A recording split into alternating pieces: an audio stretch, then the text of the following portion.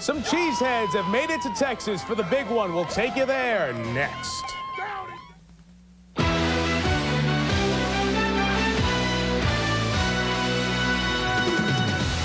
Dallas and Green Bay, a rivalry that runs very deep. Their most famous encounter occurred during the Ice Age. But in the modern era, results have been much different. The Pack, 6 L's at Dallas over 3 years against the Big Three, Emmett, Michael, and Troy. Green Bay comes in shorthanded. We'll see what's become of players sidelined by injury. Even coaches go, mack, mack, mack. But their absence hasn't forced Mike Holmgren to make things simple. 50, X spot, flanker cross. 22 Texas, halfback, slow screen left. Go Fox 2 weak, X square out.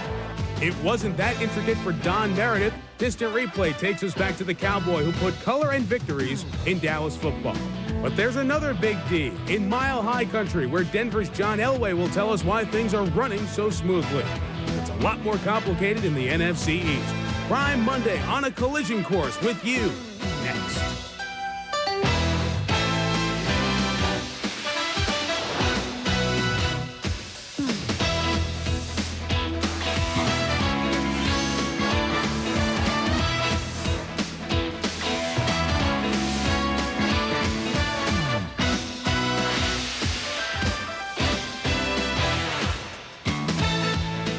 Minutes ago, Texas Stadium in Irving, reigning MVP Brett Favre arrives for tonight's big showdown with the Cowboys.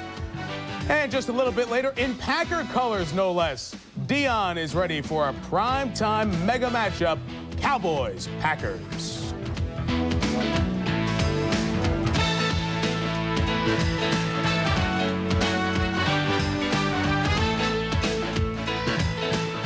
Hi, folks. Welcome to Prime Monday. Mike Tirico here. Joe Theismann on assignment, so Sterling Sharpe is with us. And, of course, sitting in for Joe, the Ace Award-winning Tom Jackson. Congratulations. Thank you, Michael. Chris Mortensen, Ron Jaworski, they will join us in a little bit. Maybe not overstating it too much, guys, to say this could be the game of the year in the NFL. Packers, best team of the first half of this season. Cowboys, best team all of last season. Make no mistake, after 6 straight L's at Dallas, Green Bay is obsessed with winning at Texas Stadium, where Leslie Visser is tonight, and there are fans in the seats 90 minutes before the game, Les. Mike, you're absolutely right. They ought to give out party hats and streamers for this game. Jerry Jones actually asked the fans to come early, stay late, and make a lot of noise. Well, one man who's had this game circled on his calendar for a long time, Barry Switzer. Thanks for joining me, Barry. Barry, we saw the Kansas City beat the Packers with a great pass rush and a running game. What has to be effective for you? Well, I think the running game has to be. We haven't been effective all year, really, with what we can be. Emmett has the capability of having a 150-yard game, and our line is healthy now, and I think it's there have been a lot of variables why we hadn't, and I think that's the key. And the key tonight, we've got to run the football. We protected Troy well, but the key to beat this bunch is run the football, and Troy's always been about a 75% against them, and hopefully we can do that again tonight. On defense, you've lost Charles Haley. How effective has Sharpe Carver been, and do you think we might see the 3-man line used a little bit against San Francisco? We have that package. We're ready to play that. I don't know whether we will or not. It's just how the flow of the game, how the game goes. Missing Charles Haley hurts. He's a great pass rusher, but Charles is not the player he used to be. He's had 5 operations, 3 just operation this past week, and we don't expect Charles to be back, but it'd be fortunate if he is back to help us. Sharpe Carver is a good technique football player. He plays the run well. He's not a great speed rusher, but he's an every down player, and that's the key. He plays very hard for us. But you do have Kevin Williams back. How will this affect Deion Sanders? Well, Deion is a two-way player. He's a two-way starter, but it gives us another starter when Deion's not out there. We want quality snaps when Deion's on offense. He's got to play all the defense, but we want to use quality snaps with Deion, and Deion's getting better as a receiver. Well, thank you, Barry. Are you going to hug Troy after every game? Well, that was kind of emotional out there. We had a tough week. You know, the head coach and the quarterback got a lot in common when it comes to criticism, and it was just we got a little swept away, carried away. We'll try not to do that tonight. It was great. Thank you, Barry. Well, everyone knows that the Packers, they haven't won down here since, I think, they haven't beaten the Cowboys probably since the Ice Bowl. And a little while ago, I asked Mike Holmgren about it. We've taken each game separately, really. The 6 games in a row, it's no fun. It's a frustration for me. I think the players are much better off than I am. It's something I haven't been able to do, and I feel bad about that. But this game's a different game. It's a different game than the championship game, and we've tried to take each one separately, and that's what we're doing tonight. Both Greg Hill and Barry Sanders rushed for a lot of yards against you the last couple of weeks. How can you limit Emmitt Smith? Well, you just have to play good team defense and be real physical. Last week we weren't very physical, and I thought the week before Barry got some yards on us, and he gets yards on most people. So we'll play better tonight against the run. You know, you have to play the whole game. Everyone has to participate to stop Emmitt Smith. He's a great player. Well, Emmitt Smith is averaging 94 yards a game against the Packers, so they're going to have to be very physical. But they've made some moves on defense. They moved George Kuntz to middle linebacker. They signed Santana Dotson for quickness. So they feel this is their best defense that they have come to Texas Stadium with in the 90s. Mike, we'll see. And we'll talk more about that in a little bit, Leslie. Let's say this up front. If you think it's unfair Green Bay is at Dallas for a 7th straight game, consider this. 3 of the 6 matchups were playoff games where you know home field is decided by your regular season performance. The last 3 regular seasons, like tonight, by virtue of a predetermined complex system that gives division winners tougher schedules and 5th-place teams easier schedules. Now, guys, we already know if the Packers win the Central and the Cowboys win the East, then the Cowboys will finally go to Lambeau Field. But tonight's game is in Texas Stadium. What do you guys see? Well, I think certainly the X's and O's will play a part in this game, but I think just as important are the E's and A's, emotion and attitude. The Green Bay Packers have to raise their level of play emotionally and maintain it for 60 minutes. That's very difficult. If they can do that, then the 3 rules of winning on the road will play a part, and that is run the ball, rushing defense, and win the battle of turnovers. Well, I want to get right on the I's then, because it's going to be the individuals up front for the Green Bay Packers if they're going to win. Every other position has been on the hot seat for Green Bay. The quarterback, the defensive front, the linebackers, the secondary cover, and Michael Irvin in the passing game. It's time for the offensive line of the Green Bay Packers to step up and be held accountable. They are going to have to run the football, and I'm not just saying 1 or 2 hands off per quarter. They are going to have to run the ball 35 to 45 times a game if they want to win. And, Jaws, you're in Philadelphia. You know the importance of a running game in a big game like this. Well, Sterling, the Dallas defense comes into this game ranked #1 in the National Football League. And in studying that defense, I really haven't found any flaws. But I do see a tendency to make mental mistakes, some mental errors, some blown coverages. And I think tonight with George Teague back there replacing Brock Marion, you're going to see Mike Holmgren go to a lot of movement, some motion, formation variation. Try to force some of those mistakes and get some cheap points tonight, Mike. George Teague, one of the many storylines tonight. He's now a Dallas Cowboy, the ex-Packer. Chris Mortensen joins us now. Mort, visiting up there in Green Bay this week, I got the sense that this is what they've been pointing to, the fans, the team, the administration, not just since the schedule came out, but for 7 months since they lost the championship game down in Dallas. That's right, Mike. And once the Packers beat the 49ers, their focus in the offseason was on the Cowboys from a personnel standpoint. General Manager Ron Wolf, every move he made was designed with this game in mind, and of course, and hopefully a game in January.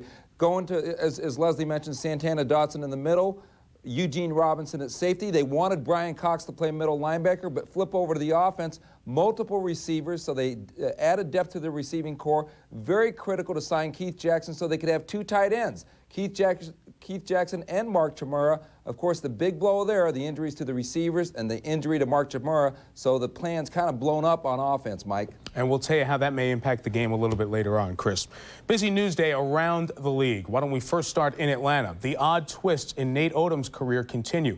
Pro Bowl corner in Buffalo, 2 serious knee injuries. Then, this morning, the now Falcon involved in a serious car crash. Odoms was released from the hospital this afternoon after his Porsche slammed into a tree north of Atlanta. He had to be cut from the vehicle. Odoms, who started on Sunday while he was healthy, now he could face some legal trouble. He's been charged with 3 violations, including DUI, but has been released from the hospital. Ex-Falcon Andre Rison, for the 2nd time in 5 months, is looking for work. Cut today by Jacksonville. The 4-time Pro Bowler cut in Baltimore this past summer, caught 34 balls as a Jaguar and 2 touchdowns, but apparently ran the wrong route yesterday in Pittsburgh on this pick, leading to a confrontation with quarterback Mark Brunell. And no-nonsense Tom Coughlin had enough with Rison, who once again tonight is unemployed.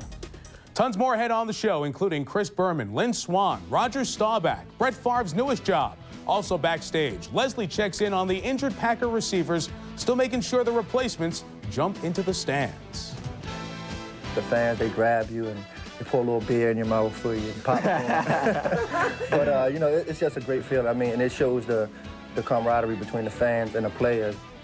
I'll chat with John Elway, quarterback of the team that's 2 games up on the rest of the AFC, and the battle atop the NFC East. Some interesting comments from an angry Eagle coach today. Prime Monday continues. Bronco fever back at an all-time high, a mile high. Davis ran for 154.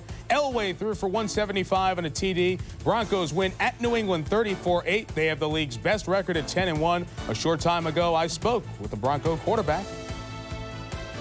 John, people say it was a big win for you guys yesterday. Are we putting too much importance into it, or was this a significant win for the Broncos? No, it was a big win for us. I think that there was still a lot of doubts in a lot of people's mind, and being 9-1 and going into New England playing them, and they've been playing real well as of late, and we're 7-3. It was a big test for us on the road, and so I don't think we're putting too much into it. We went in there and played our best football game of the year. Before the game on NFL Countdown, I was saying, well, the Patriots have the last ranked defense against the pass in the NFL, so you figure Elway's going to pick on that. And there you guys run about 2/3 of the first plays of the game. Was that by design? Well, we knew that we could run the football against them. Some teams the last 3 or 4 weeks that had some success. We always go into football games trying to be 50-50 and try to keep them off balance, but the running game was working so well, we just stayed with it, and the offensive line was doing a great job, and Trell was turning it up. So it's hard when you got that running game going like that to get away and start throwing the ball. You know this question's going to come up as this team stays on top with the best record in the league. Why should we think these Broncos are different from past Bronco teams that got to the Super Bowl? Well, you know, and it's hard to say. I think that, you know, it's really apples and oranges in comparing, but I think that the thing about this team is we got great defense, we're playing real good defense, and we got a running game that we've never had before. So I think if the 2 main things that we've got going that are different from those other teams is we're playing real well on defense, and like I said, the running game. When I walked in the locker room yesterday, this wasn't a euphoric locker room. We beat a big team. There seems to be an air of confidence about this team that, yeah, we're handling every step in a very business-like fashion. Is that a fair statement to make? Yeah, it is, and I think that, you know, Mike's done a great job of putting them. We're a mature football team. We've got a lot of vets that have been around and played before, and everybody on this team knows that, you know, it's great to be 10-1, but we got a long way to go. We kind of control our own destiny with a 2-game lead right now, but we still have to continue week in and week out to play like we're playing, and the more we win and each one we get, that makes those other wins, you know, that much bigger. So we just have to continue to play our ball and realize we got a lot of work ahead of us. You've handled the hurdle of past Bronco teams winning on the road, but as nice as you've done on the road, I'm sure you'd like to have everyone come visit you in January. Yeah, it would be nice, and you know, we're getting that kind of mile-high mystique back a little bit, and the fans are starting to get excited about the Denver Broncos again. So yeah, the more games we can play in our backyard, the better off we're going to be. John, thanks for your time. Continued good luck. Thank you. Elway also told me his bruised hand is fine. He and the Broncos are at Minnesota on Sunday.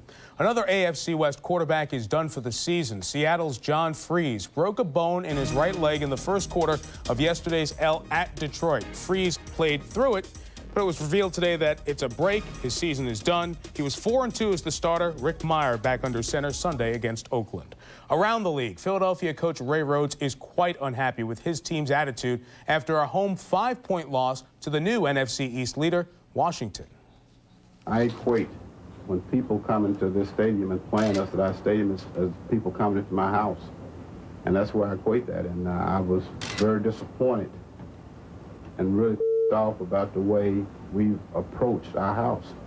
That's just like you walk up and you catch people burglarizing your house, probably your wife and kids, and you don't do anything about it.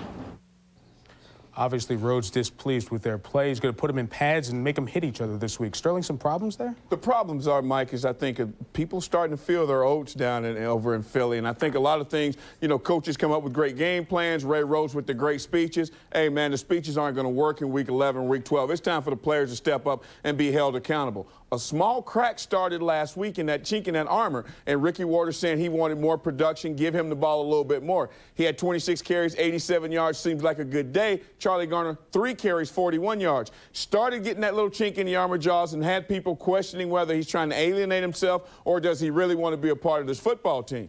You know, Sterling, I would agree that Ricky Watters does have some personality quirks, but he's an outstanding football player and a fierce competitor. And if you're looking for the consummate pro, that would be Darrell Green of the Washington Redskins. You know, in his 14th season, 36 years old, I mean, he draws the short straw and gets Irving Fryer. Does a nice job of holding him to 5 catches for 40 yards. But really, what really impressed me about Darrell Green, it's 10 o'clock yesterday morning. You know, I have no life. I'm down at the field at Veterans Stadium. And who was out there? Darrell Green in shorts, and we're talking, throwing the football around, having fun. At 36, he has great enthusiasm for the game. Darrell Green is the heartbeat of the Washington Redskins, Mike.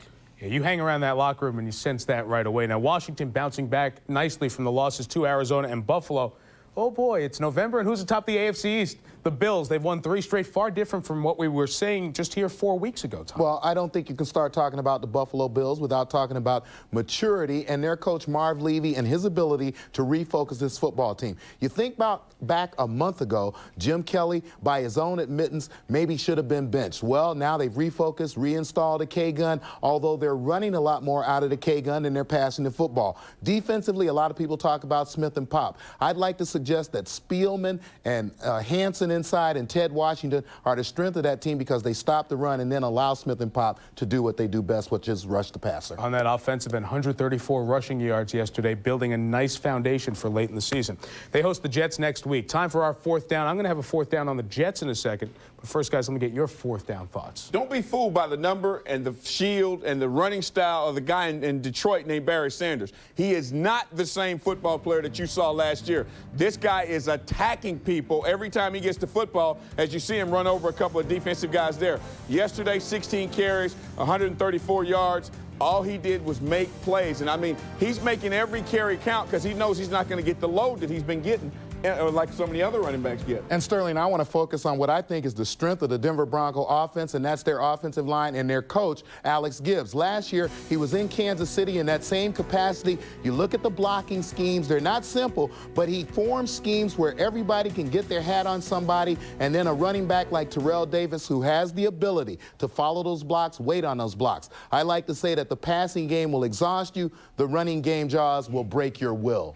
That's good stuff. I like that, Tom. You know, but down in Miami, Marino is back, and so are the Dolphins. A few weeks ago, Dan came back from the broken ankle and gave them an emotional lift. Now he's given the physical lift. Here it's Troy Drayton in the flat with the game tied 20-20. You want to have Dan Marino under center. He makes the play. Drayton gets down and gets the Dolphins in field goal position. And in studying Dan last week against the Colts, you could see the movement in the pocket. He's healthy. Yesterday, you could see Dan is back. And I tell you what, when Dan Marino is your quarterback, you have a chance to win it all. Hey, Dan is the man. Mike? As always, one team did clinch a spot in the NFL yesterday. Not a playoff spot, but the Jets. They clinched last in the AFC East. And if you add the end of the regular season this year, it will make 38 consecutive weeks, the entire Rich Kotite era plus a little bit, that the Jets are last in the AFC East. Later, Brett Favre. Is this the night he can help the psychology of the Packers change in terms of finally getting over the hump in Big D? And we'll take you on the field with Mike Holmgren, who has had a lot to deal with this season. All right, now he can't play anymore, so we got to make the, hey, now listen, okay, Freeman's out of the game, he broke his arm. So now we just go with our regular guys, I'll call regular stuff, okay? Make the adjustments, Gil, for the receivers. The word is out. Mike Racer for confusing. Refreshingly honest coach of the Packers, telling us this week he is as, if not more. Early enough. Let's go 50, X spot, flanker cross. Hey, did you see that? Hit him with a helmet. Ken, helmet. All right. Now. Let's go 22 Texas, halfback, slow screen left. Let's go Fox 2 weak, X square out. Fox 2 weak, X square out. 12 men. Hey, 12 men. They got 12 men. Hey, 12 men. They got 12 men. Hey, Fritz, can I try a field goal here? If now instead of 53, it's 48. Huh? Take a shot.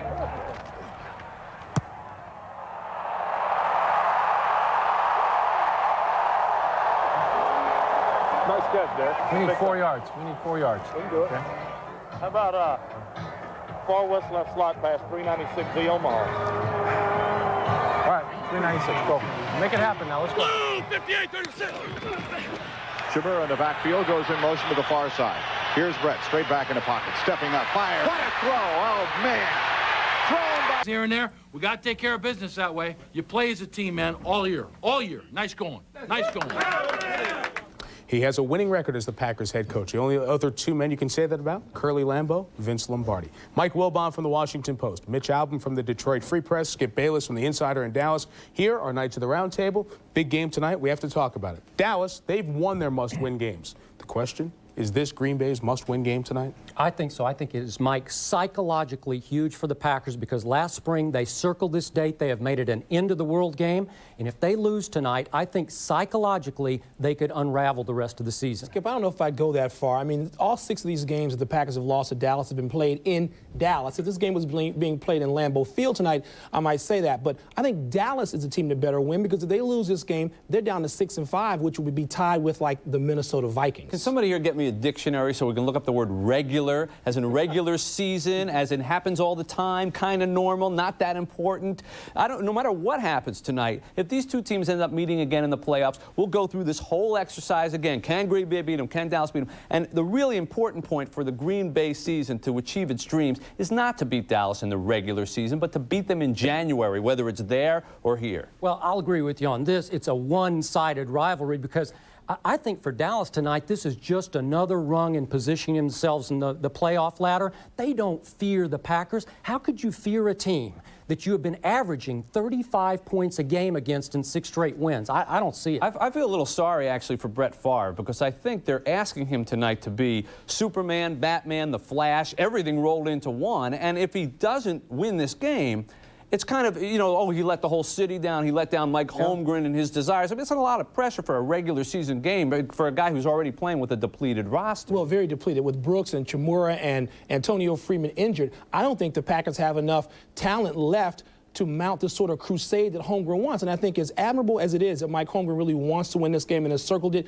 your ego has to be very careful in a situation like this. Why do you have to expect the Packers to win in Dallas tonight? Well, I'll tell you why. Because Holmgren knows they could win 2 games tonight in Dallas because they would virtually assure that they would get those dreaded Cowboys at Lambeau Field where they have the greatest fans, I think, in the league and the strongest January home field because it's so cold there. Are you saying the Dallas Cowboys, who have won 3 Super Bowls in the last 4 years, can't go to Lambeau Field and win a playoff game? I think they would lose at Lambeau. They've always hated to play in bitter cold. You know, those designer Cowboys hate that cold weather. Write them off too fast. Well, you're talking about cold weather. Let's talk about Mile High for a second. You heard John Elway. Let me pose to you guys the same question I asked him. Why is this Denver team different? Because it can run the ball, which the teams in the 80s, late 80s, even early 90s could not do, because they lead or are very close to the lead in the league at time of possession, 3rd down conversion. Their offensive line is big and strong. Their defensive line is big and strong. These are things that were not true of the Denver teams that went. And I'll go this far. This is the first time since 1990 when the Bills were really good that I think this late in the season, as we enter the stretch run, that an AFC team, Mike, is the best team in the league. I think the Denver Broncos right now. He said an AFC team is the best team in the league. I heard him. Talk about overreaction. What have they done? They've played 2 NFC teams. They struggle with Tampa. The Chicago Bears had it 1st and goal at the 1, 4 cracks to win the game. And didn't score. The NFC teams, the AFC teams that they face haven't been that great. Kansas City really the only tough team they face, and they split with them. Right. Last year at this time, this is why we need videotape here. Last year we were talking about Kansas City, weren't we? 10-1. No, isn't it finally time for Kansas City? And they were out in the first round of playoffs. It's still an AFC team until they beat an NFC team in the Super Bowl. I'm not handing them anything. We'll ask the Prime Monday Competition Committee about returning instant replay for you. Thank you. You guys are back for your Prime Monday Minutes a little bit later. Later on in the show, backstage with the injured Packer receivers. Leslie is joined by a Dallas legend, Roger Staubach. And a whole generation remembers Don Meredith, the announcer. We'll bring you back to Dandy Don, the player, as the show rolls on. The numbers. Great scoring teams in NFL history. The 1984 Dolphins, Marino and Clayton. They lit up the scoreboard in the Orange Bowl, didn't they? 1991, Mark Rippon in the Super Bowl. Redskins hitting Ernest Biner here in Super Bowl 26 in Minneapolis against the Bills. Remember 1985? Fridge capping off the tremendous season, the season when the Bears won big by big margins. And the 96 Packers, they are having a year, they're winning by a huge scoring differential. Difference between your points and the points your defense allows. Combo of a great offense and a great defense. These Packers 4th in that column behind those teams. And of note, teams 1, 2, and 3 on this list all went to the Super Bowl. Inside the Number. Next on Prime Monday, Eric Bjornson. He's doing a good job filling the role of Novacek. What does it mean for the rest of the offense? Jaws opens up the playbook when you come back. Great games between Green Bay and Dallas. NFL title game following the 66 season. New Year's Day 67. Bart Starr, 4 TDs. This one 52 yards to Carroll Dale. Starr threw for 304 yards on the day, including this one to Boyd Dowler.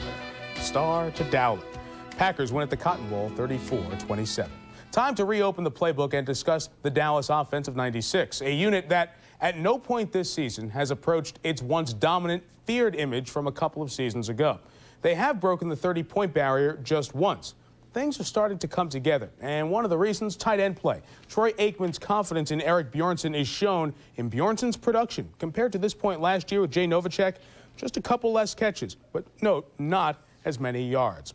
Ron Jaworski joins us, opening the playbook. And Ron, this emergence of Bjornson has helped the entire offense. Yeah, it sure has, Mike. And in studying the Cowboys on offense, defenses clearly try to take away their quick 6 wide receivers. And when you do that, that leaves other areas available for Troy Aikman. Here on first down, you see the 49ers in the defensive alignment that was the Packers' predominant look against Kansas City last week. Notice the 2 safeties. They're both 12, 13 yards off the line of scrimmage. Along with the corners, they will double Michael Irvin at the bottom of the screen and Deion Sanders at the top. At the snap, you can clearly see this. The 49ers have taken Irvin and Sanders out of the passing game. They are not options for Troy Aikman in this coverage scheme. Let's go back to the snap. The 49ers, like the Packers, believe they can neutralize Emmitt Smith with their front 7. The 49ers can, the Packers cannot. But the point here is the Cowboys' offensive design. Darryl Johnston goes in motion to Eric Bjornson's side. Strong side linebacker Lee Woodall will widen out. That will give Bjornson a clean release into his route. And because of the coverage scheme that we already saw, Bjornson will be working underneath against a linebacker. Here, due to his outside release, it's Woodall. Bjornson runs a great route. And what's becoming more and more evident from looking at film is that Aikman and Bjornson are developing a confidence and a chemistry that I believe will play an important part in tonight's game. That hash area right down the middle of the field is where the passing game begins. I learned that from one of the greatest passing coaches of all time, Sid Gilman. He always said, Ron, you've got to attack that inside hash area. If you do that and make the defense defend that area, it'll open up the entire field. Troy Aikman now has a lot of confidence in Bjornson. That's going to open up the outside, Sterling. Well, Josh, I tell you what, Fritz Shermer always comes up with little gadgets to get his defense in position to make plays. And I think the gadget you'll see tonight is Leroy Butler playing at or near the line of scrimmage. Just like he did last year in the playoff game right here, there he is making a hit on Troy Aikman.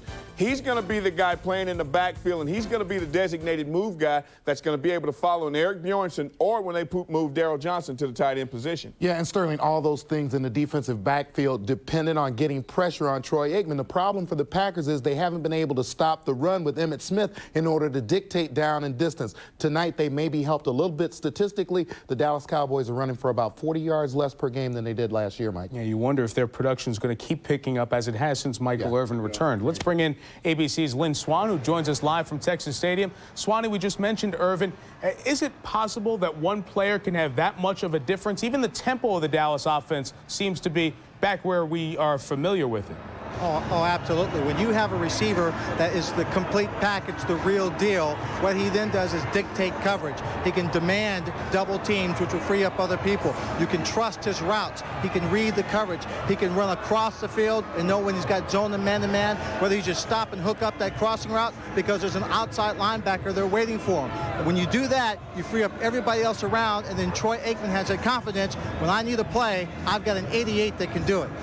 Lynn, you can relate with this Dallas team. Your Steeler teams wore that bullseye, wore that target from other teams so many times. One Super Bowl rings. That's right. Well, Yeah, thanks for reminding us. How about the psychological edge? Did you feel that other teams were concerned about playing the Steelers, especially at Three Rivers? Oh, absolutely. What we wanted to do was impress upon them physically that we came to play football and beat them up. And then once we got them down, we wanted to keep them down so the next time we played them, they would be already behind the 8 ball trying to figure out what they needed to do and feel like maybe they couldn't get it done. The Dallas Cowboys have a great advantage when the Green Bay Packers come into town because they have not beaten them the last 3 years. They use that to maintain their confidence. They use it to go out and execute and play great football. And the Packers are thinking, okay, what do we have to do? Do we have to change hotels? Do we have to take a different bus? Do we have to sleep on the right side, the left side of the bed? Oh, yeah, and then play football on top of that. Swanee, 5 stars from the crew on your vest. We love the vest. We'll see you guys on ABC at the top of the hour. It's autumn in the East. We have to look good. Thanks, Lynn. A little bit later on Prime Monday, as you see, they're getting all revved up at Texas Stadium. We'll visit with Leslie. She goes backstage with Freeman and Brooks. The Bullets not in the Green Bay gun tonight. And with Notre Dame coach Lou Holtz likely stepping down, is he headed to the NFL to win at Lambeau Field? Well, it's the Rams. That's why I'm mentioning over that, because Sunday night, Packers chance for some revenge in St. Louis in the shadow of the Arch. Packers-Rams, our Sunday night game. Mike, Joe, and Mark Malone at 8 Eastern, game time after prime time on Sunday night. Through 11 weeks of this season, Troy Aikman has thrown 11 touchdowns, getting ready for tonight's game against the Packers. For more, let's go back to Texas Stadium and Leslie Visser. Thanks, Mike. Well, I'm joined by the original captain comeback, Roger Staubach. Roger, thanks for stopping by. You played in so many big games in your career. What do you think is key for the Cowboys? Well, tonight it's really a playoff atmosphere, so Dallas has got to come out and make sure that they don't have mistakes, because the advantage is to Dallas. And I think last week that the Packers are vulnerable against the run, so Emmett really needs to get kicked off. Troy has been doing a great job hitting the key passes, but tonight's got to be an Emmitt Smith night, and also Troy Aikman hitting the key passes and staying away from turnovers, mistakes. And defensively, I think Dallas can shut down the Packers unless Brett makes some really unusual type plays, because Dallas's defense, with the receiving core of Green Bay being hurt, it'll make it a tough night. I think it's going to be somewhat of a low-scoring game, and the big thing is to get Emmett running, and I think the last week that Kansas City showed they can run on the Packers. Are you a former network analyst? Well, back in the old days with a friend of yours, yeah, with a friend of mine, it does show. Yeah. Well, also, you are one of the cornerstones of what made America's team. What do you think the Cowboys' image is now? Well, the Cowboys' image is one of winning. There's been some problems with some individual players, but when you really get down into the nuts and bolts, Troy Aikman is as good as they come. He represents the best of the history of the whole Cowboys. The guy is disciplined, he's dedicated. Emmitt Smith's a great kid. So they have a lot of great players, and they're still a great team. Well, thanks for joining us, Roger. And one thing about both Brett Favre and Troy Aikman have in common, Troy has always told me he cherishes the calls from Roger Staubach, and Brett Favre saves every note he gets from Bart Starr. Mike. Good to stay with the links from history. Leslie, thank you very much. We're going to bring in Chris Mortensen now from Atlanta. More news around the league. Mort, I gave the news earlier that Andre Rison was cut down in Jacksonville. What's the story behind that little transaction? Well, Tom Coughlin says it didn't have anything to do with the argument he got with Mark Brunell on the field about, but that the broken pass route was one of many, and that it was a performance issue, and that's why Andre Rison is no longer a member of the Jacksonville Jaguars. 2 teams to look for, Mike, and talking to Rison, are playing tonight. The Packers and the Cowboys, I think, will both have an interest in Andre Rison. Of course, the Packers with the receiver injuries. Mort, you and Chris Fowler first reported on the Thursday Early Sports Center the impending resignation of Lou Holtz, which will come tomorrow, and ESPN will carry the press conference live, so will ESPN News. Some speculation that Holtz may be heading back to Minnesota, where he once coached the Gophers, to now coach the Vikings. That obviously is not sitting well with the current Vikings head coach. I think as long as Roger Hedrick is president of Minnesota Vikings, he's a guy that makes those kind of calls. I can't believe that anybody would interview anyone else besides Roger Hedrick if he wanted to write a story, because that has to be the guy that tells the story, and I don't know how anybody else could. Mort, is Holtz a possibility with the Vikings? Mike, a little while ago, I spoke with what I consider 2 prominent NFL sources who say that Holtz to the Vikings is basically a done deal. Now, Roger Hedrick, the team president, denies that. He says that he's the guy who does the hiring and firing, so you wonder if Hedrick's in trouble or not. But he did acknowledge that 2 board members may have had contact with Holtz, that being co-chairman Jay Dyer and another board member, Wheelock Whitney. Mike, I think Holtz has got a very good chance of being the next Vikings coach if they make a move on Dennis Green. They may have the oddest power base in the entire sport. 10 guys own 10% of the team, so there are a lot of equal voices. What's going on in New York with Dan Reeves? The Giants virtually out of the playoff picture now. Mike, everybody get their pencil and paper out. Dan Reeves is going to get fired at the end of this year. He's virtually got no chance to save his job. The latest flap being Dan Reeves once again airing his complaints to the media about Christian Peter, him not being in the loop, knowing that the Giants were going to eventually sign Christian Peter. Now, they told Dan one day before they made it public knowledge because they did not want it leaked to the media. They didn't really trust members of Dan's coaching staff, and this is all about trust. I mean, Dan Reeves is who called the Giants 3 years ago and said, I can work under this system. So I've got a list here of the candidates the Giants are going to look at, Mike. I'm going to give it to you list. The leading candidate for the job at the end of this year will be Jim Fossil, the Arizona Cardinals offensive coordinator. They like the work he's done there. He's an ex-Giants assistant. Jim Mora, Barry Alvarez, Wisconsin coach, Joe Bugo, Pete Mangurian, the Giants offensive line coach, Nick Saban, Michigan State coach, and a dark horse, if anything happens in Kansas City, Marty Schottenheimer, Mike. So Dan Reeves, do not look for him to be back next year. Mort, this is going to be an offseason full of coaching changes, college and pro. Thank you very much. As we continue with more of Prime Monday, next, the question of Emmitt Smith. His yards are down. Is he the same back he was last year? One of you asked the question online. We'll answer it on TV next. Questions. Let's hop online. We're going to start with Sterling's question. Dale in Colorado Springs wants to know what has happened to Emmitt Smith this year, Sterling. It looks like he's looking for someone to touch him so he can go down. I think Dale overstating it just a bit. Just a bit, Dale. I think what Emmitt's done is you can look at an Emmitt Smith who's had to carry the load of this football team for the first 5 games without a full arsenal of Cowboy help. And what you see Emmitt getting right here tonight, very focused. I think the one thing you got to look at is as the season goes on, this guy's only going to get stronger. And games like tonight, you get to see the real Emmitt Smith. I think he may step up and have a huge game. Consider this. 2 years ago, he broke 17% of his tackles. Last year, he broke 15% of the attempted tackles. This year, only 7.5. So he's not getting past that first tackle as much as he used to. All right, Tommy, your question now. This one comes from Robert in District Heights, Maryland. Has Trent Dilfer, the Tampa quarterback, now become a legitimate NFL quarterback, or is this just a fluke? Well, I certainly don't think that Trent Dilfer is a proven product in the league, but I think that now he has the possibility of becoming a good quarterback. He's playing for a coach, Tony Dungy, who will give him a supportive defense and give him a chance to be successful. The Buccaneers are now in 6 straight games giving up 17 points or less, and certainly he could be helped along by a #1 receiver, Alvin Harper, who might learn to catch the football. We take a look here. We only had to go back to yesterday to find this drop. Right there, a perfectly thrown ball back of the end zone, and Alvin drops the ball. It was a bad throw. Yeah, right. Stop sticking up for receivers, you. Stop it. You would have dropped that, right? Bucks over 20 in back-to-back games for the first time this year. After watching Sunday's games and Tommy Boomer and Bill Pito on primetime, if you have a question for Sterling or Joe, who's back next week, drop it on the Sports Zone, and they'll answer it before Steelers-Dolphins. Prime Monday rolls on with much more on the Packers and the Cowboys as we get you ready from Texas Stadium. Brett Favre, the NFL's top-rated passer, entering Week 12.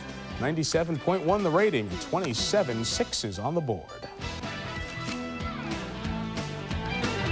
At Lambeau Field on the frozen tundra. It was 15 below. Packers out of timeout, 16 seconds left. Bart Starr, the keeper. They go on to win their 2nd straight world title against the Raiders after beating the Cowboys, the Ice Bowl, 1967. Michael Irvin was 21 months old when that game was played, getting ready for tonight's game in style. Let's go back to Leslie Visser. Thanks, Mike. Well, the Packers just took the field to a chorus of loud boos, so I guess Jerry Jones is having an effect. Well, everyone knows that the Packers seem to have a one-way ticket here to Dallas, but what they're going to do is they are going to concentrate on keeping this game as close as last year. If you'll recall, in the NFC Championship, it was basically a 4-point game until the 4th quarter when Larry Brown intercepted the ball. Well, the Packers have made it a statement that they want to win this game. They're mad as hell, and they're not going to take it anymore. We have guys on our team that have nothing else to do but play football. They love it. They think that they strive for beating teams like Dallas. They dream about it. They tell their kids about it. You know, you want to do it. Eventually you want to do it. And you get tired of reading all the stuff you can't do it. Well, if anybody wants Dallas, it's me. They got 2 rings that I should have, so you know, there's a lot of incentive not only for the Green Bay Packers, but for ex-Buffalo Bills, too. The Cowboys are coming off 3 psychologically draining games in a row, Miami, Philadelphia, and San Francisco, and now face another confident, capable team. We are spent. Yeah, they have been emotional games, but we knew what we were facing, and I think the team's up for this game as well. The Cowboys have more weapons on offense. Receiver Kevin Williams is back for the first time since breaking his foot 6 weeks ago. He'll complement leading receiver Eric Bjornson, plus Deion Sanders and Kelvin Martin. I think it helps us as a football team. You know, Deion is still going to play some offensive football, and you know, he's been concentrating mostly over the last few weeks on defense, but you know, he still has played a big part in our offense, and he gives us a big play threat. Of course, Troy Aikman, who has a 6-2 record against the Packers, has his two sidekicks. Emmitt Smith is averaging 94 yards a game against the Packers, and Michael Irvin is averaging 118 yards. So he's got both of them. As Mike Holmgren told me, the Cowboys played their best games against us. I have to believe that, or I'd go crazy. Mike? Leslie, thanks. If he's missing his sidekicks, Favre is missing his three amigos, and you'll tell us about two of them in a minute. So much is made of the Packers losing their last 6 trips to Texas Stadium. There is one Packer who won his last trip to the stadium with the hole in the roof. For more on him, Chris Berman joins us from the Monday Night Football studio in New York. Chris. All right, Michael, thank you. You know, before we get going, too much flavor going on up there between Tommy and Sterling. Don't you think we had to calm things down by coming here to our Monday night halftime studio du jour? Well, how often do a wide receiver and defensive tackle meet head-on on a football field? About as often in the NFL as a player from Emporia State meeting head-on with a player from Chadron State. But that's what we have tonight, an intriguing reunion between Leon Lett and Don Beebe. Of course, you remember what happened the first time. Super Bowl 27, the game totally out of hand. Dallas leading the Buffalo Bills 52-17. Jim Jeffcoat sacks Frank Reich, knocked the ball out of his hands, the 9th turnover of the game. Leon Lett picks it up, rumbling, bumbling, stumbling toward the end zone. But a little showboating inside the 10, and Don Beebe, flying from nowhere, knocked the ball out of his hands, out of the end zone. The play, of course, didn't change the result of the game, but it cemented the image of both Lett and Beebe in football fans' minds forever. Really not fair in Leon Lett's case because, think about it, he's become one of the best defensive tackles in all of football. Remember the NFC Championship game last year? He intercepted Brett Favre's screen pass late in the first quarter, took it deep into Green Bay territory.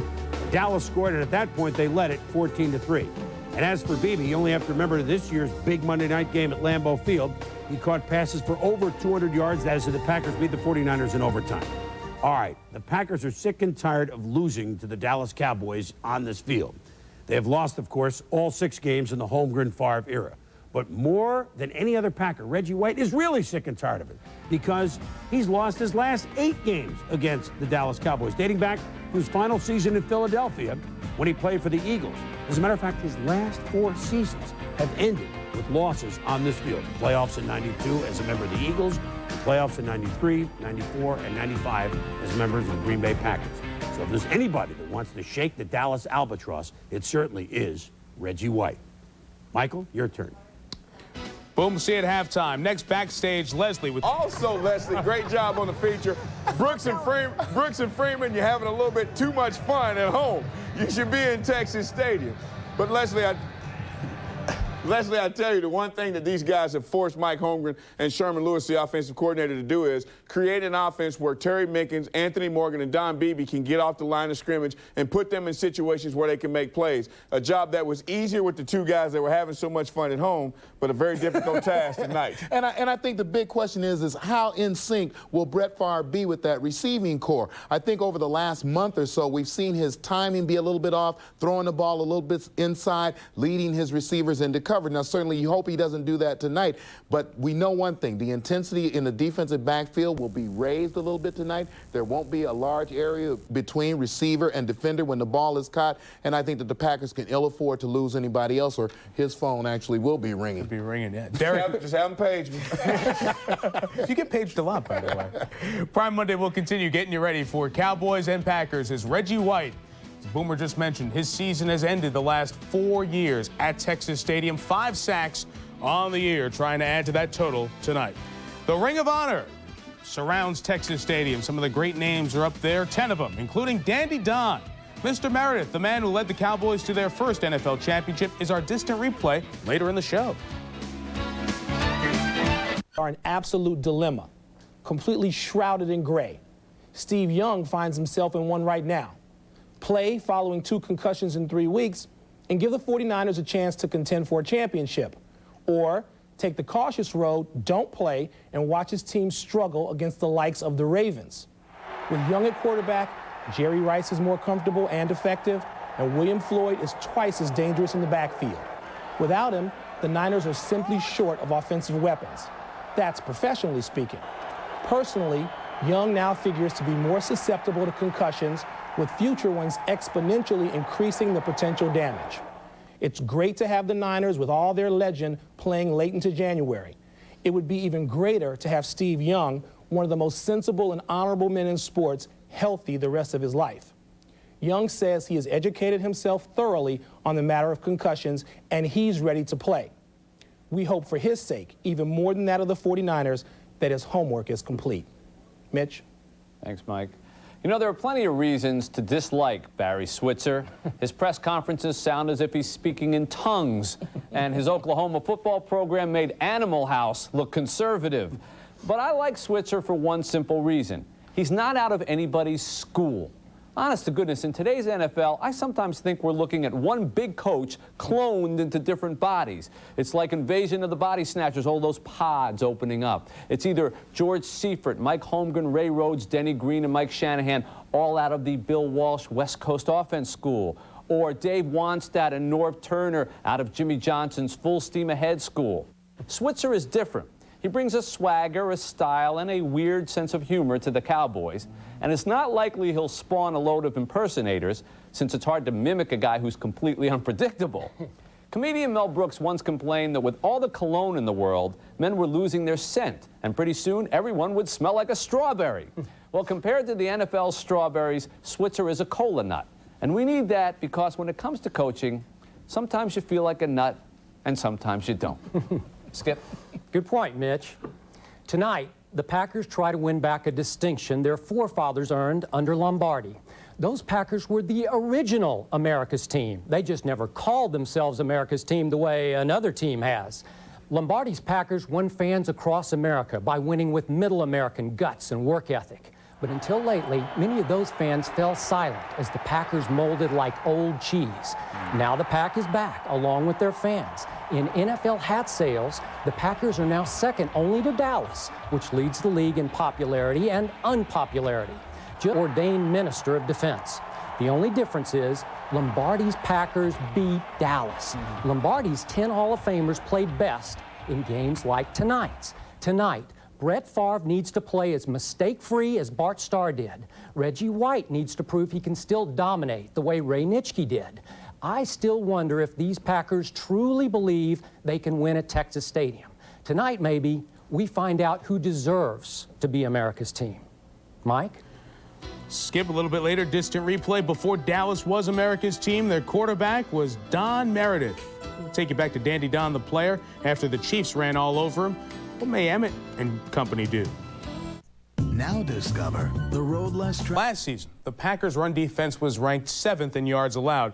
Improved play from Gilbert Brown and the addition of Santana Dotson helped make the Packers' defense best in the league against the run after 9 weeks. But over the last 2 weeks, Green Bay has the 4th worst run defense in the National Football League. Let's bring in Ron Jaworski. In Green Bay this week, they were pointing out, hey, the last 2 weeks we went up against Barry Sanders and the Chiefs, who did lead the league in rushing last year, Ron. Yeah, and they go against a guy that runs the ball pretty good tonight in Emmitt Smith. And when I look at the Dallas Cowboys, you know, their points are really set up by the passing game, but they do love to run the football. And they have one of the NFL's best blocking fullbacks, the Moose, Daryl Johnston. Last week, the Chiefs mirrored the Cowboys' offensive approach, and it began with formation. Here you see the weak eye. You see the fullback offset on the opposite side of the tight end. This formation is a foundation of the Dallas running game. What you get is what we call ISO Bob, back on backer. Here it will be Chiefs fullback Kimball Anders on Packers weak side linebacker Brian Williams. How many times have we seen Daryl Johnston execute this block?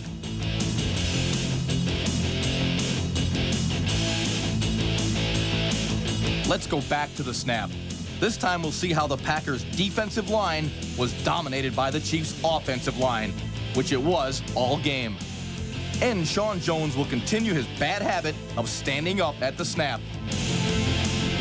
Tackle Darius Holland will not be able to get off the block of the guard. Tackle Gilbert Brown and middle linebacker George Kuntz will be double-teamed effectively by the center and the offside guard. And Reggie White and weak side backer Wayne Simmons will be sealed by the tackle and the tight end.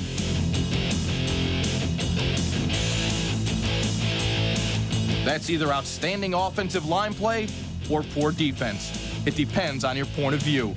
But there's no question the Packers' front seven could not handle the Chiefs' power running game. They were physically beaten at the point of attack, and it's happened consistently now for 2 weeks. This trend does not bode well for the Packers. You know, tonight, they have to get efficient play out of their front four and their 3 linebackers. If they are forced to bring their safeties in to help on the run, it could be a big night for Michael Irvin against those corners, Newsome and Evans. Sterling? Well, Jaws, I tell you, the one thing in talking to the Packer defensive coaches last week, they felt like people tried to help each other out instead of playing their gaps and playing within the confines of the defense. Some of the linebackers in the defensive front got out of position. They talked about how much speed that they had to match the Dallas Cowboys defense on speed and be able to do things to change the flow of the game. We'll get an answer to that question tonight, Tommy. Which is more important, size or speed? Yeah, and I think, make no mistake about it, the key to this football game is Reggie White versus Eric Williams. When you take a look at the malicious intent of Eric Williams over the course of the last 6 games and the way he has manhandled Reggie White to some extent, I think that we know that the Green Bay Packers are going to feed off Reggie White. Now, Eric Williams is not going to change what he has done for 6 games. It's been successful. So I think Reggie White has to meet that intensity and change the way he plays this particular game. But Reggie's played forever. Is it tough to come out and just change the way you play in one game? Well, I think that if his team is going to be successful, then he's going to be a little bit more violent than we're used to seeing him. And he is used to being the out front and the leader of this team. Next on Prime Monday, Distant Replay. We're going to take you back to a great era of Dallas football and a great character of the Cowboys as well. Back to the 60s when their quarterback was Dandy Don. Most of us remember him as the football announcer. But this guy was always, always in the spotlight. You know, we had the most outrageous quarterback of them all. Would you rather play with Troy Aikman or Don Meredith? I mean, Aikman is like McDonald's. He's like a franchise. Meredith was fun.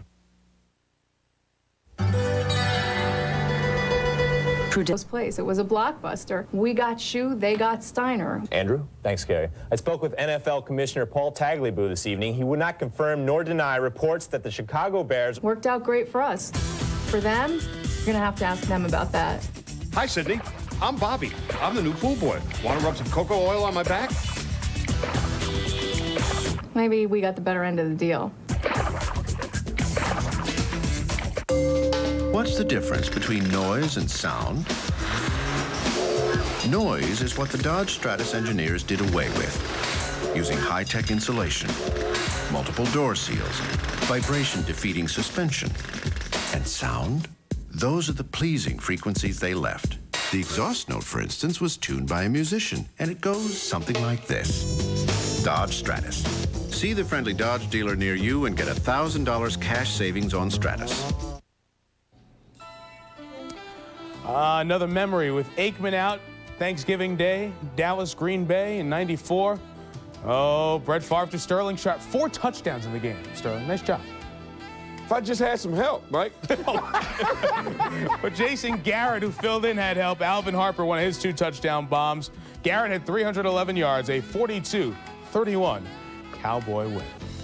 The best pregame show in the business. You get some help from Boomer and Tommy and Morton and everyone else. NFL Countdown on Sunday and all the highlights of all the games on primetime Sunday at 7 Eastern. That's right before Sunday Night Football, which this week is the Packers against the Rams. Turn out the lights, the party's over. What a terrible singer I am, but an entire generation remembers only that about Don Meredith, singing on Monday Night Football. A 12-year stint in the Monday Night booth came after 8 seasons in the 60s as Cowboy quarterback. He still has the top 3 passing yardage games in Cowboy history. Dandy Don, the quarterback, is tonight's Distant Replay. Dandy Don Meredith was always quick with a quip. But the Cowboys quarterback learned early on that deeds, not words, define true leadership in life or in an NFL huddle. There are 2 books. We had the Bible and a book called Leaves of Gold. Out of Leaves of Gold, there's a deal that says, you know, I'd rather see a sermon than hear one any day. I'd rather one would walk with me than merely show the way. For the eye is a better pupil and more willing than the ear. Fine counsel is confusing, but examples are always clear. When Meredith said something, he said it in such a charming way that you just wanted to play for. When I was a kid growing up, there were certain players that lived in my neighborhood that you always wanted to hang with because that particular player oozed with confidence, oozed with fellowship and camaraderie and team attitude. That's the way Meredith was. He brought us from nowhere, absolute expansion team, nowhere, thrown together with a bunch of players that were discarded, and within 4 or 5 years started to win. He came up to the line of scrimmage and everything else with this cocky air of, gee, I'm going to get it done. And more or less, you guys can't stop me. Because if Don could go back and get in that hot streak, he could throw the football with anybody. Meredith loved winning, but he also enjoyed having fun, even if his down-home humor was displayed in the unlikeliest of settings. He would come in the huddle at times when everybody was serious and we were being beaten to a pulp. You know, he would maybe crack a joke, you know, and that kind of livened things up. I'm not sure if that sat well all the time with Tom Landry. He made everybody feel relaxed and most of the time, and of course sometimes I questioned what he was doing. He had some friends that were makeup artists in the movie-making business. So Don had them to make him up with a cut down his forehead. I mean, it looked like a 4-inch gash. It looked like he'd been in a car wreck. And I mean, he really looked awful. And he came into the meeting, and Coach Landry and the rest of us almost passed out. That was typical to Don. He just thought it was fun to do things like that. You know, we had the most outrageous quarterback of them all. Would you rather play with Troy Aikman or Don Meredith? I mean, Aikman is like McDonald's. He's like a franchise. Meredith was fun. Coach Landry, I think, put me in a room with Don to kind of help get him in on curfew time. I think the only time I really lost him was in New York, and we had our Division I, and we were going to the last game to play the Giants. Don came in a little later. I mean, quite somewhat later, really to tell the truth, and he was not in good shape when he came in. And he went into the game, I think he threw 2 or 3 interceptions, and he was leading the quarterbacks in the league in passing going into that game. With the 3 interceptions, it dropped him down. He didn't win the passing crown because of that one night out, but that was Don. You know, that particular stat wasn't that important to him. You know, having fun with the people and everything was more important at that time. The Giants' game was meaningless, but when the Cowboys had to win, few other quarterbacks played harder or sacrificed more of themselves than Meredith. I probably didn't do it the way a lot of other folks did, but I kind of resent the fact if somebody says that I took my job lightly and it in any way didn't give my maximum effort anytime I went out there. And I feel good about that. I think that I did do that. Most quarterbacks would never have survived with the early teams that Don had to play with. I mean, Don was beat up as much as any one human being that I've ever seen, and still he came to play. With the beatings came the booings, and after 3 straight playoff defeats, Cowboy crowds were screaming for Don's backup.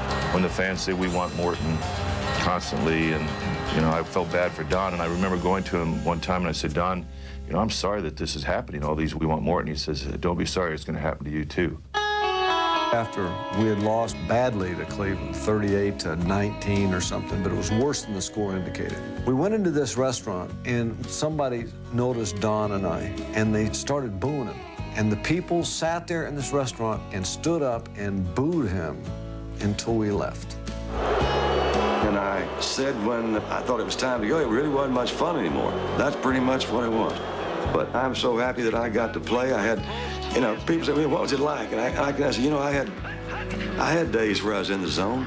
And what more can you ask for?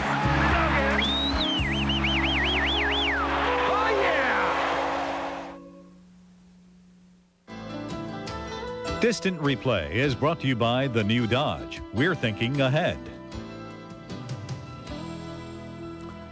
From one guy who was a television announcer to one guy who will be someday, we guarantee it. Keith Jackson of the Packers getting ready for the Cowboys. Some final thoughts before kickoff after this.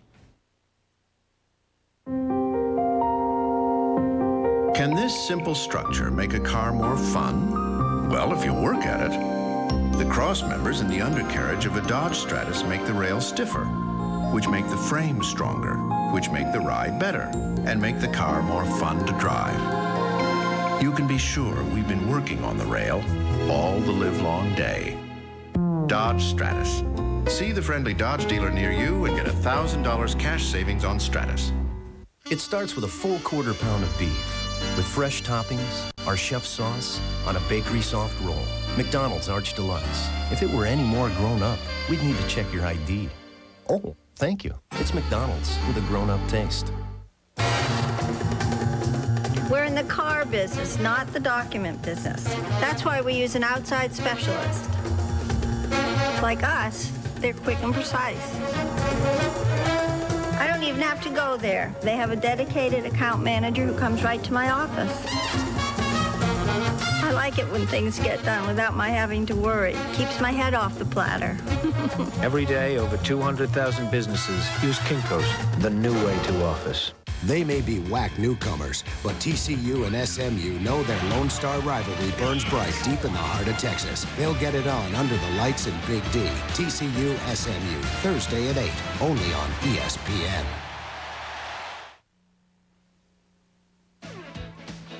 NFL Prime Monday is brought to you by McDonald's, official break of the NFL, by the new Dodge, it's about change, and by Prudential, The Rock. We've been there, we'll be there.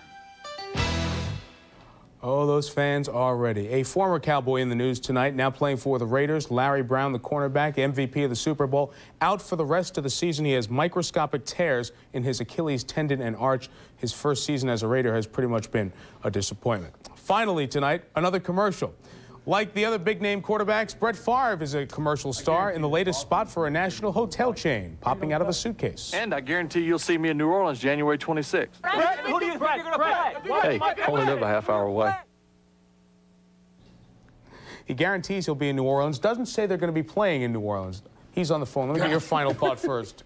Well, I think for the Packers to have a chance to be successful offensively, they have to take some pressure off Brett Favre. The last 6 times out against the Dallas Cowboys, they've averaged 53 yards per game, and Sterling, that won't get it done. Yeah, hold on a second. Look at me, I can't rap right now. They're trying to get me in Dallas. I can't talk right now. Handle this for me, will you? I can't make it there. I'm not going to be available for next week. I'm going to give his phone number out. If you should. He deserves some grief for that. Yeah, I want to get a ring. Thank you, guys. Yeah. Tune over to SportsCenter after the game.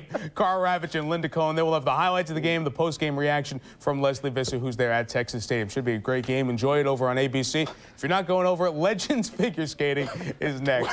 For Jaws and Morton, of course, Sterling and Tom Jackson, Mike Tirico. Thanks for watching Prime Monday. Enjoy the game, or figure skating, which is next.